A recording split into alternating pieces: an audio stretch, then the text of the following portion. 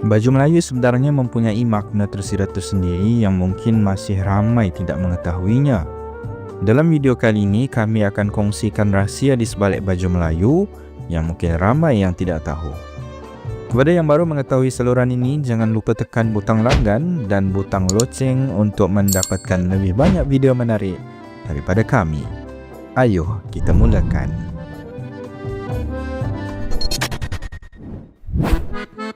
Pertama, jenis baju Melayu. Baju Melayu terbahagi kepada dua jenis utama, iaitu cekak musang dan teluk belanga. Cekak musang mempunyai kolar berdiri dan biasanya dipadankan dengan 5 butang. Ia memberikan penampilan lebih kemas dan formal sesuai untuk majlis rasmi. Manakala teluk belanga pula tidak berkolar dan hanya mempunyai 1 butang di bahagian leher. Gaya ini katakan berasal daripada Johor dan lebih santai. Sering juga dikaitkan dengan identiti Melayu tradisional.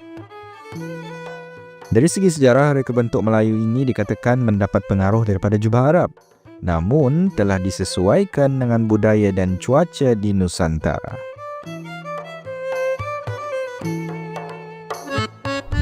Kedua, makna bilangan butang. Bukan sekadar hiasan, butang pada baju Melayu juga mempunyai falsafah tersendiri. Baju Melayu cekak musang biasanya mempunyai 5 butang yang melambangkan rukun Islam.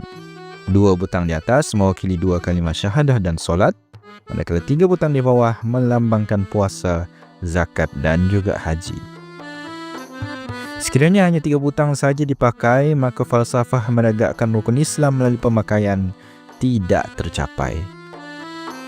Bagi baju Melayu teluk belanga yang hanya mempunyai 1 butang di leher pula, melambangkan keesaan Tuhan sesuai dengan konsep tauhid dalam Islam. Terdapat juga versi yang menggunakan 7 butang yang dikatakan mewakili 7 lapisan langit dan 7 lapisan bumi. Sering dipakai oleh golongan bangsawan pada zaman dahulu. Ketiga, makna 3 saku. 3 saku pada baju Melayu juga mempunyai makna yang tersirat.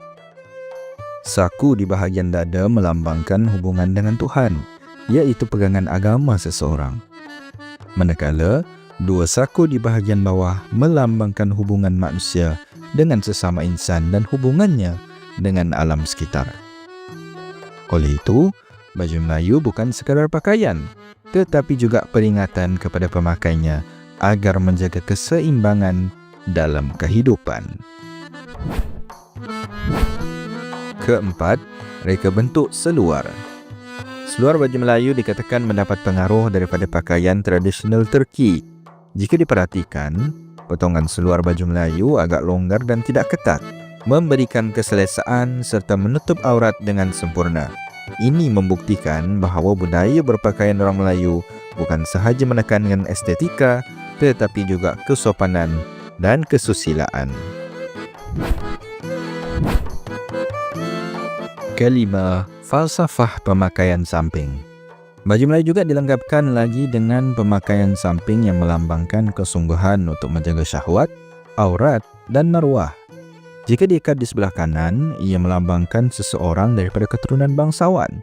Sementara itu, ikatan di bahagian tengah pula, ia menandakan seseorang itu daripada golongan orang kebanyakan.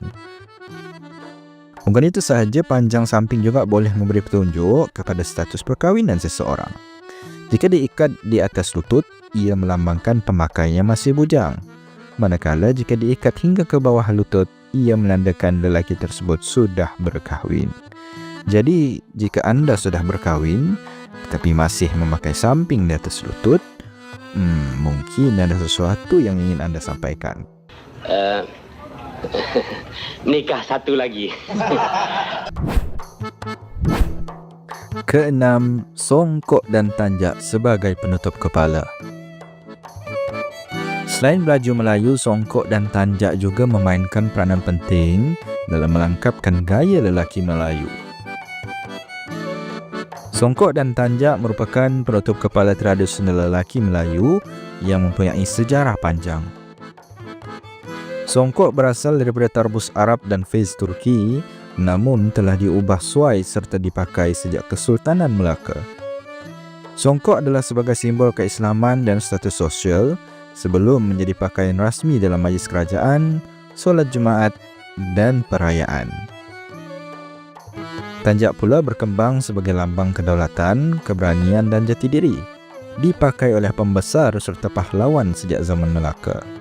Dibentuk daripada kain songket atau tenunan khas, setiap simpulan tanjak melambangkan kebijaksanaan dan kepimpinan. Ketujuh, misteri sejarah baju Melayu. Namun dari mana sebenarnya asal-usul baju Melayu?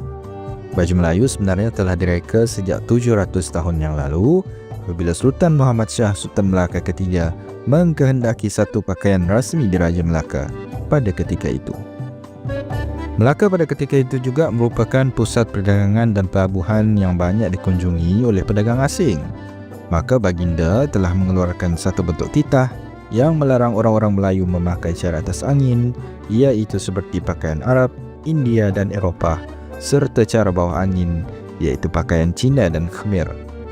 Oleh itu, baju Melayu bertujuan untuk mewujudkan penampilan dan jati diri khusus untuk orang Melayu. Dari semasa ke semasa reka bentuknya mengalami perubahan, tetapi falsafah di sebalik pemakaiannya masih kekal hingga ke hari ini. Walau bagaimanapun, sehingga kini baju Melayu merupakan busana kebangsaan negara yang sering dipakai oleh kaum lelaki dalam majlis rasmi, ibadah dan perayaan seperti Hari Raya Aidilfitri dan Aidiladha. Secara ringkasnya, baju Melayu membawa falsafah dengan menggabungkan budaya Melayu dan pengaruh agama Islam yang sangat kuat. Namun, apakah pendapat anda dengan reka bentuk baju Melayu yang kini telah banyak diubah? Tinggalkan pendapat anda di ruangan komen. Terima kasih kerana menonton dan selamat menyambut Hari Raya Aidilfitri. Salam kita serumpun.